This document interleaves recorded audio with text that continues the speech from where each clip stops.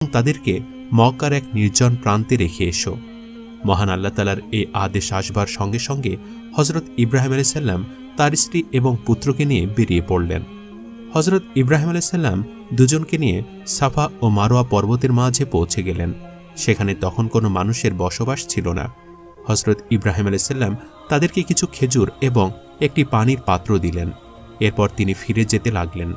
হজরত হাজির আলাইহিস সালাম ইব্রাহিম আলাইহিস সালামের হাত ধরে বললেন, আপনি আমাদেরকে এভাবে ফেলে কোথায় যাচ্ছেন? এখানে না আছে কোনো খাবার, না আছে কোনো থাকার জায়গা, আমরা এখানে কিভাবে থাকব? হাজিরা আলাইহিস সালামের কথা শুনে ইব্রাহিম আলাইহিস সালাম চুপচাপ ছিলেন। হজরত হাজিরা আলাইহিস সালাম বারবার জিজ্ঞেস করতে লাগলেন, কিন্তু ইব্রাহিম আলাইহিস সালাম তারপরও চুপচাপ ছিলেন।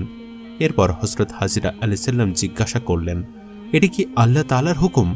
তখন ইব্রাহিম আলাইহিস সালাম হ্যাঁ সূচক মাথা নাড়লেন। তখন হজরত